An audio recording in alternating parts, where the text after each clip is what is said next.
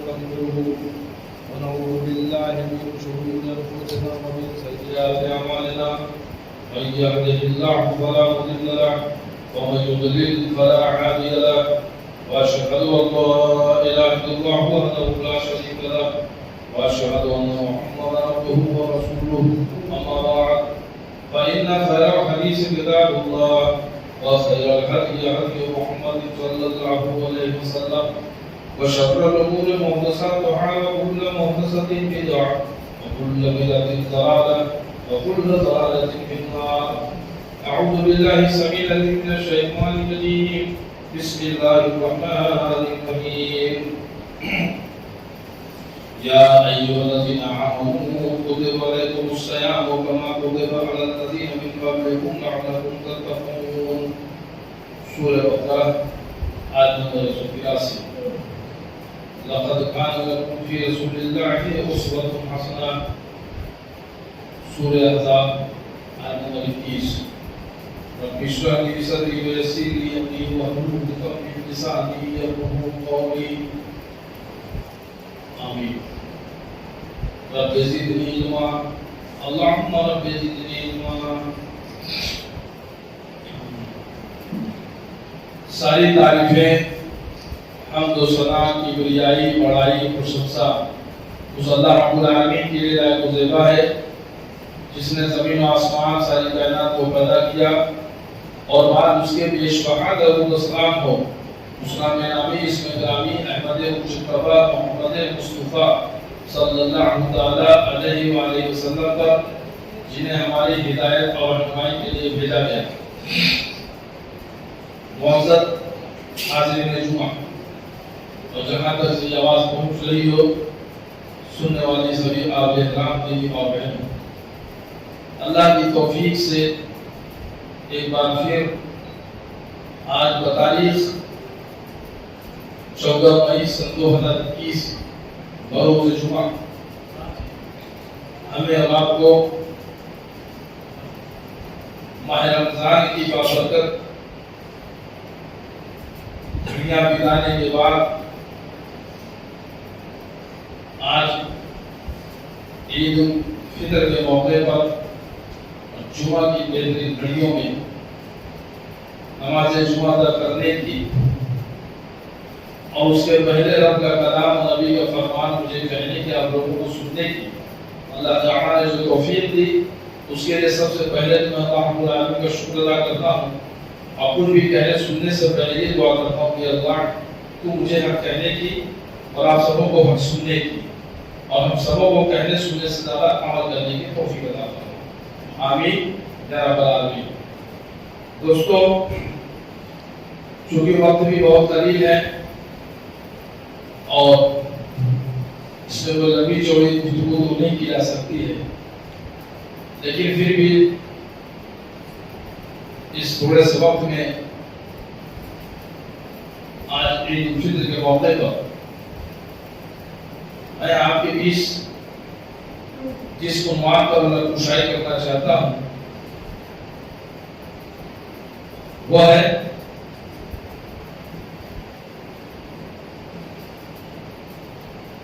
رمضان المبارک اور عید الفطر. رمضان المبارک اور عید الفطر.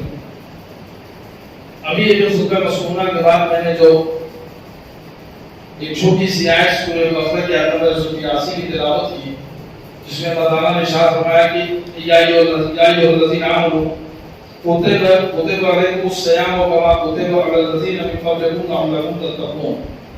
اے ایمان لانے والوں تم پر روزہ رکھنا جو ہے وہ فرض کیا گیا جیسے کہ تم سے پہلے کے قوموں پر کیا گیا تھا، شاید کہ تم پرہیزگار ہو جاؤ، متقی بن جاؤ، اللہ سے ڈرنے والے بن جاؤ. تو ماہ رمضان کی جو وجہ ہے وہ اللہ تعالیٰ نے اس آیت میں بیان فرما دی اور اللہ کی توفیق سے ہم نے ماہ رمضان کے ایک مہینے کے 30 روزے اللہ کی توفیق سے پورے کیے راتوں میں ہم نے جو اللہ نے توفیق دی ہم نے اپنے عمل لیل کیے، ایک ماہ کا روزہ رکھا، تلاوت قرآن کیا، آخری عشرے میں اللہ نے جنہیں توفیق دی راتوں میں جاگے بھی، کبھی تاخیر کو بھی جاگے، کوئی 10 رات ہوئی جاگے، اور اللہ سے ڈر کر کے ہم نے زندگی گزاری، اپنے روزے کو بچاتے ہوئے کہ ہم جھوٹ نہیں بولیں گے ورنہ ہمارا روزہ خراب ہو جائے گا، ہم چوری نہیں کریں گے، ہم فلم نہیں دیکھیں گے روزے کی حالت میں، ہم کسی کی غیبت چغلی نہیں کریں گے، ہم گالی گلوچ نہیں کریں گے، نالی لڑائی جھگڑا نہیں کریں گے کہ ہمارا روزہ خراب ہو جائے گا۔ وہ ساری چیزیں جو ہم نے کی ایک مہینے تک وہ ہمیں اتنا ڈسپلن کر دیا ہے، ہم اتنے انوشاست ڈھنگ سے رہے ایک مہینے، وقت پر اذان، وقت پر نماز، تلاوت قرآن، اللہ کے حکموں کی تابعداری، نبی صلی اللہ علیہ وسلم کی سنت کو اپنے عملی طور پہ اس کو اپنے عملی جامہ پہنانے کی کوشش کی، راتوں میں اٹھ کے ہم نے قیام اللیل کیا ہے، اور اس طرح سے جو زندگی گزاری اس کے خوشیوں میں، اس کے برداشت میں، آج جو خوشی ہمیں اللہ تعالیٰ نے دی ہے وہ عید الفطر کے طور پر دی ہے، عید الفطر کی شکل میں دی ہے، جس میں ہم اللہ رب العالمین کے آگے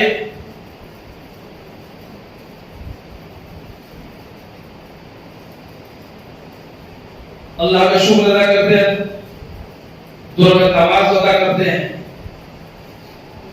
آپس میں خوشیاں سے ملتے ہیں، جھلتے ہیں۔ تو اس میں بھی جو طریقہ ہمیں اپنانا ہے کہ ہمیں عید الفطر میں کیسے رہیں گے، کس طرح سے ہمیں رمضان المبارک کی زندگی گزاری ایک مہینے تک، ابھی جو عید الفطر ہے اس کو ہمیں کیسے کرنا ہے، کیا کرنا ہے، تو اس کے لیے بھی ہم سورہ احزاب کے بھی آیت نمبر 21 کی جو میں نے تلاوت کی، لقد کان لکم فی رسول اللہ اسوۃ حسنہ، اللہ رب العالمین نے قرآن مجید کے سورہ احزاب آیت نمبر 21 میں ارشاد فرمایا کہ بے شک رسول اللہ صلی اللہ علیہ وسلم کی ذات میں تمہارے لیے بہترین نمونہ ہے۔ اللہ کے نبی صلی اللہ علیہ وسلم ہمارے آپ کے لیے ایک نمونہ ہے، ماڈل ہیں، ان سے ہمیں سیکھنا ہوگا، زندگی کے ایک گوشے کی رہنمائی ان سے لینی ہے۔ کھانا کھانا ہے تو کیسے کھانا ہے، کپڑا پہننا ہے تو کیسے پہننا ہے، چلنا ہے تو کیسے چلنا ہے، شادی نکاح کرنا ہے تو کیسے کرنا ہے، بچوں کی تربیت کرنی ہے تو کیسے کرنی ہے، گھر میں ہم کیسے رہیں گے، محلے میں کیسے رہیں گے، رشتہ داروں سے، پڑوسیوں سے، مہمانوں سے، اپنوں سے، غیروں سے کیسے کیا کریں گے، یہ ہمیں آپ نے سیکھنا ہے پیارے نبی محمد رسول اللہ صلی اللہ علیہ وسلم سے۔ اس کے لیے ہمیں نبی صلی اللہ علیہ وسلم کی سیرت پر نظر ڈالنا ہوگا، دیکھنا ہوگا، سیکھنا ہوگا۔ آپ پیارے نبی محمد رسول اللہ صلی اللہ علیہ وسلم نے عید الفطر کے تعلق سے ہمیں کیا نصیحت دی، کیا درس دیا، کیا سکھایا ہے، اس کے لیے ہمیں نبی صلی اللہ علیہ وسلم کے اسوہ حسنہ کی طرف، نبی کی سنتوں کی طرف ہمیں دیکھنا ہوگا۔ تو عید الفطر کے لیے سب سے پہلے اللہ کے نبی محمد رسول اللہ صلی اللہ علیہ وسلم کا معاملہ کیا ہوتا؟ کہ سیدنا انس رضی اللہ تعالیٰ عنہ سے روایت ہے، وہ فرماتے ہیں کہ رسول اللہ صلی اللہ علیہ وسلم عید الفطر کے دن نہ نکلتے جب تک کہ آپ چند کھجوریں نہ کھا لیتے۔ آپ عدد کھجوریں کھاتے تھے۔ صحیح بخاری حدیث نمبر 953 میں ہے، یعنی جب آپ صلی اللہ علیہ وسلم نماز سے پہلے جب عید الفطر کے دن اٹھتے تیاری کرتے ہو تو نماز سے پہلے آپ چند کھجوریں کھاتے تھے، 1 3 5 7 9 جو بھی آپ کھجوریں، یہ نہیں کہ 2 کھجور 4 کھجور 6 کھجور، ایسا نہیں، 1 3 5 7 9 اس طرح سے آپ کھجوریں آپ کھاتے، اور پھر آپ جو ہے نماز کے لیے نکلتے تھے۔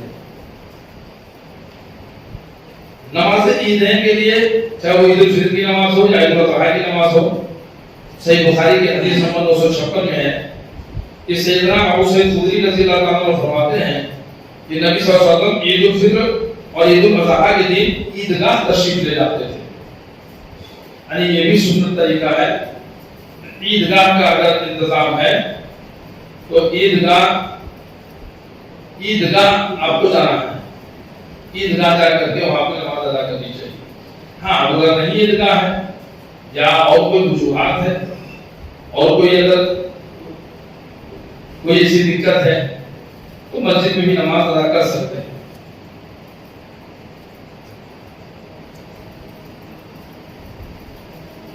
عورتوں کے بارے میں بھی پیارے نبی محمد رسول اللہ صلی اللہ علیہ وسلم نے فرمایا، سیدہ ام عطیہ رضی اللہ تعالیٰ عنہا کہتی ہیں کہ محمد صلی اللہ علیہ وسلم کے زمانے میں ہمیں عید کے دن عیدگاہ میں جانے کا حکم تھا. کنواری لڑکیاں اور حائضہ عورتیں بھی، حائضہ مینس جو جنہیں پیریڈ چل رہا ہو، جو ناپاک ہو، تو وہ بھی عورتیں بھی پردے میں باہر آتی تھی. یہ سب پردے میں مردوں کے پیچھے رہتی، یعنی جب چلتے ہیں تو بھی آگے مرد رنگ کے پیچھے ہوتے، یا نماز میں جو ہے آگے مرد رنگ کے پیچھے ان کا جو ہے پردے ساتھ کا انتظام رہے تو مردوں کے پیچھے رہتی. جب مرد تکبیر کرتے تو یہ بھی کہتی، اور جب وہ دعا کرتے تو یہ بھی دعا کرتی. اس دن کی برکت اور پاکیزگی حاصل کرنے کی امید رکھتی.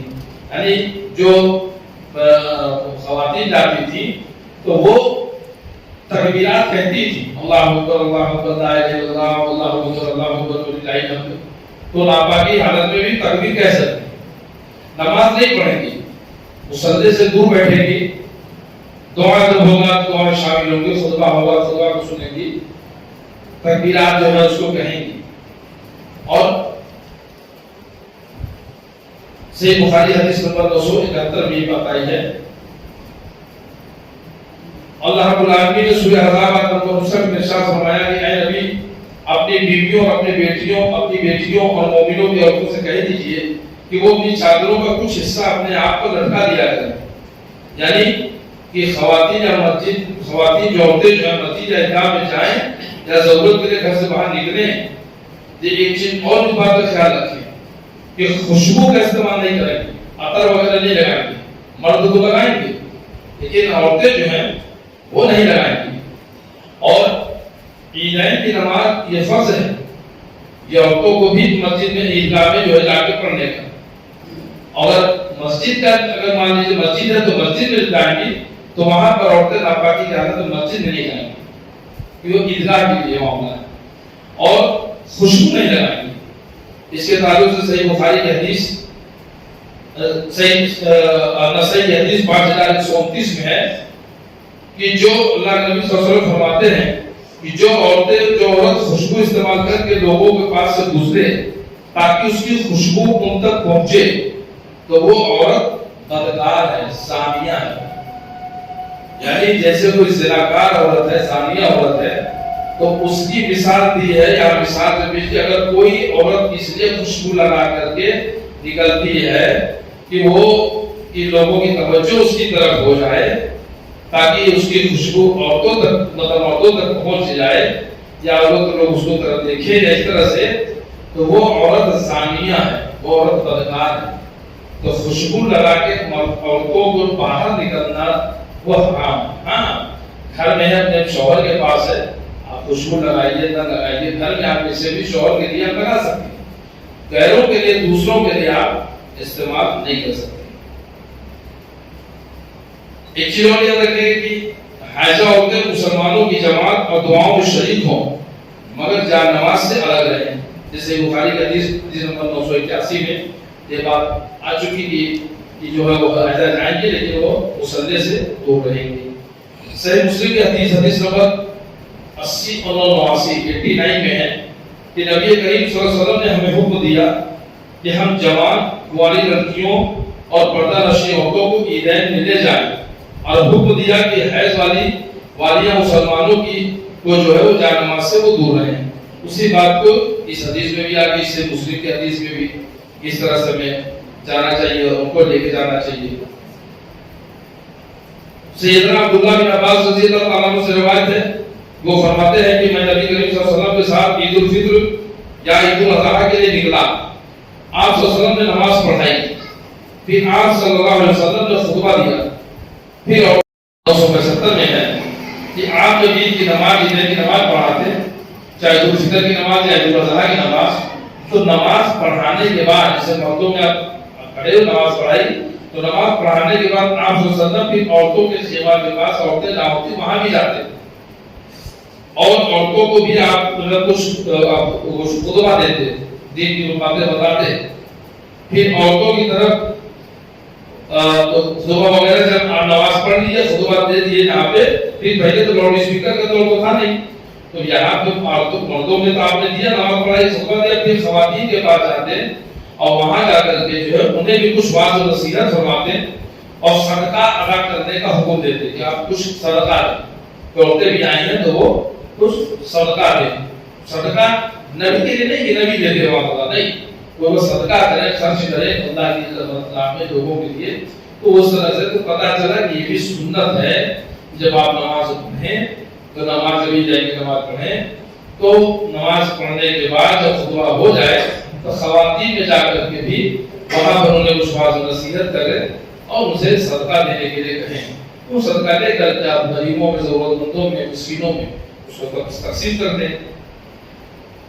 اللہ رب العالمین کا فرمان ہے سورہ بقرہ 185 میں، تاکہ تم گنتی پوری کرو اور تاکہ تم اللہ کی بڑائی بیان کرو اس پر جو اس نے تمہیں ہدایت دی اور تاکہ تم شکر کرو۔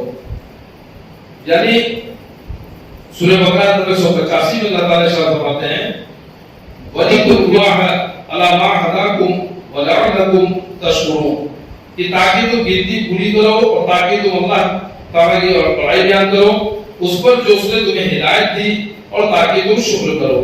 یعنی رمضان المبارک کے روزے جو 29 روزے پڑھیں، 30 روزے پڑھیں، جو بھی ان کی تعداد کو تم پوری کرو، شوال کا چاند نظر آنے پر اللہ تعالیٰ کی عظمت و کبریائی کا بیان کرنا شروع کر دو۔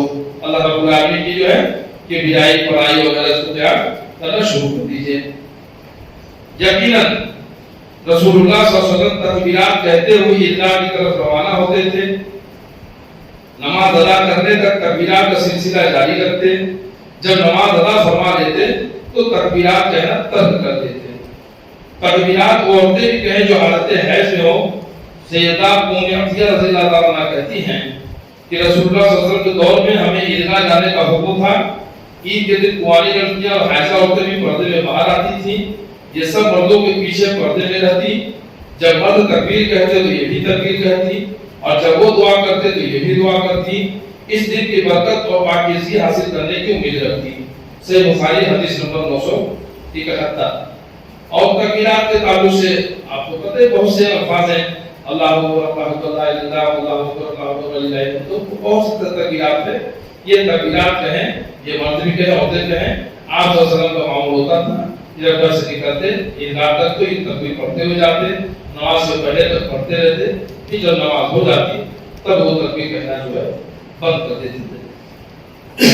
تکبیر کہنا جو نماز ادا کرنے کے بعد وہ پھر ترک کر دیتے تھے۔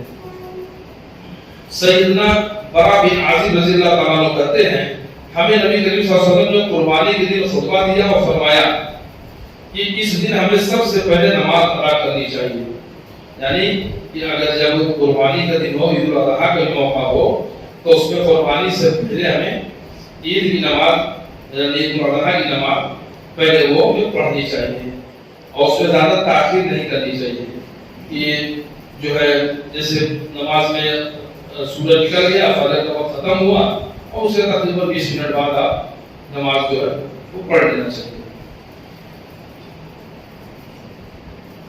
سیدنا عبداللہ بن بسر رضی اللہ تعالیٰ عنہ نماز عید کی ادائیگی کے لیے لوگوں کے راہ نکلے تو امام کا دیر سے آنا ان کو ناپسند لگا، تو انہوں نے فرمایا کہ ہم تو اس وقت فارغ بھی ہو چکے ہوتے تھے اور وہ وقت نماز چاشت کا تھا۔ یہ روایت صحیح بخاری حدیث نمبر 968 میں ہے کہ نماز عید جلد ادا کرنے کی مشروعیت پر دلالت کرتی ہے۔ نماز عید کا وقت طلوع آفتاب کے بعد نفل نماز ادا کرنے کا وقت ہے تاکہ ادا کرنا یہ جو ہے درست نہیں ہے. یعنی جو لوگ اگر کبھی مان لیجیے 5:16 پہ سورج نکلا تو 20 منٹ بعد تقریباً 5:36 پہ جب کہ آپ کے شام کا بھی وقت ہو جاتا ہے تو آپ کو پڑھنا چاہیے. اب اس میں یہ نہیں کہ اب آپ اسے 8 بجے 9 بجے 8:30 بجے 9:30 بجے 10 بجے اس کو تاخیر کر کے وقت نہیں رکھنا چاہیے بلکہ اسے جلد سے جلد جو ہے ادا کر دینا چاہیے. سیدنا جابر رضی اللہ تعالیٰ عنہ کہتے ہیں کہ میں نے رسول اللہ صلی اللہ علیہ وسلم کے ساتھ 2 عیدوں کی نماز کئی بار بغیر اذان اور اقامت کے ادا کی. صحیح مسلم حدیث نمبر 887. تو پتہ یہ چلا کہ دونوں عید کی نماز جو عید الفطر ہو یا عید الاضحیٰ ہو دونوں میں اذان نہیں ہوگی. ایک چیز کہ بغیر اذان کی ہوگی اور بغیر جو ہے وہ اقامت کی ہوگی. اس کے لیے آپ جو ہے کھڑے ہو کے اقامت کہا جاتا ہے نماز سے پہلے وہ بھی کہا جائے گا. یہ دو نمازوں میں عید الفطر کی نماز میں اور عید الاضحیٰ کی نماز میں دونوں میں یہ چیز ہمیں آپ نے کرنا ہے. سیدنا عبداللہ بن عباس رضی اللہ تعالیٰ عنہ سے روایت ہے کہ نبی کریم صلی اللہ علیہ وسلم نے عید الفطر کے دن 2 رکعتیں پڑھی, نہ اس سے پہلے کوئی نفل نماز پڑھی اور نہ بعد میں. صحیح بخاری حدیث نمبر 964 اور صحیح مسلم حدیث نمبر 884.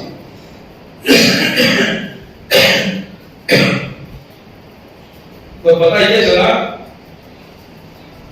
کہ جب نماز کے لیے آپ جائیں عیدگاہ پہنچے تو نہ عیدگاہ کے پہلے آپ کوئی نفل نماز پڑھیں گے نہ تو عیدگاہ میں عید الفطر یا عید الاضحیٰ کے موقع پہ نہ تو اس 2 رکعت عید کی نماز پڑھنے سے پہلے نہ پڑھنے کے بعد.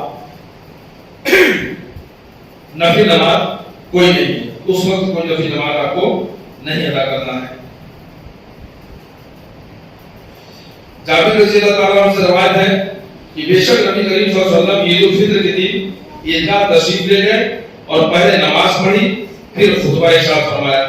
صحیح بخاری حدیث نمبر 208, صحیح مسلم حدیث نمبر 885. اس سے پتہ یہ چلا کہ عید الفطر کے دن پہلے آپ کو نماز پڑھنا ہے اس کے بعد خطبہ دینا ہے. جیسے جمعہ کے دن تو یہ ہوتا ہے پہلے خطبہ ہوگا پھر نماز ہوگی, لیکن عیدین میں اس کو الٹا ہوگا کہ پہلے نماز ہو جائے گی پھر اس کے بعد خطبہ ہوگا. صحیح بخاری کا حدیث نمبر 972 میں ہے کہ سیدنا عبداللہ بن عمر رضی اللہ تعالیٰ عنہ سے روایت ہے کہ نبی کریم صلی اللہ علیہ وسلم کے لیے برچھی آگے اٹھائی جاتی اور وہ عیدگاہ میں آپ صلی اللہ علیہ وسلم کے سامنے کاٹ دی جاتی. آپ صلی اللہ علیہ وسلم اسی کے آڑ میں نماز پڑھتے. یعنی جب عیدگاہ جاتے تو عیدگاہ پوری جگہ ہوتی تھی, دور تک بڑی جگہ ہو, اور اس میں کیا آپ کے لیے برچھی لے کے جاتے یعنی سترا کے لیے. جب آپ نماز کے آگے کوئی جو مسجد ہے مسجد میں آپ جائیں گے تو ہمارے سامنے دیوار ہے, امام کھڑا ہوگا تو دیوار سترے کا کام کرتا ہے. ایک کھلی جگہ میں جہاں سترے کا انتظام نہیں ہو تو ایک نیزہ ہو کوئی برچھی ہو تو لے جا کے آپ کے نماز صلی اللہ علیہ وسلم کا نماز پڑھاتے اس کے آگے اس کو کاٹ دیا جاتا. تو اسی کے پیچھے آپ صلی اللہ علیہ وسلم کھڑے ہو کر کے نماز پڑھاتے. وہ سترا اور امام کا سترا ندی کا بھی سترا ہوتا تھا. اس طرح سے جو ہے آپ صلی اللہ علیہ وسلم وہاں نماز پڑھاتے تھے. سیدنا عمر رضی اللہ تعالیٰ عنہ سے روایت ہے انہوں نے فرمایا عید الاضحیٰ کی نماز 2 رکعتیں اور عید الفطر کی نماز کی 2 رکعتیں اور مسافر کی نماز کی 2 رکعتیں اور جمعہ کی نماز کی 2 رکعتیں ہیں اور یہ سب پوری ہیں, ان میں قصر نہیں. نسائی کی حدیث نمبر 1567. یعنی 4 نمازیں ایسی ہیں. عید الفطر کی نماز صرف 2 رکعت ہے, عید الاضحیٰ کی نماز صرف 2 رکعت ہے, جمعہ کی نماز صرف 2 رکعت ہے. اور سفر میں آپ چلیں گے جب قصر کرنا ہو جیسے سفر ہے تو اس میں کوئی بھی فرض پڑھیں گے تو 2 رکعت سوائے مغرب چھوڑ کر کے. تو اب یہ اصل نماز یہی ہے, لیکن اب اس پہ قصر نہیں ہوگا کہ اگر آپ سفر میں ہیں تو 2 رکعت کی جگہ 1 رکعت پڑھ لیں, 3 رکعت کی جگہ 2 رکعت پڑھ لیں, ایسا نہیں ہوگا. یہ یاد رکھیں اس چیز کو.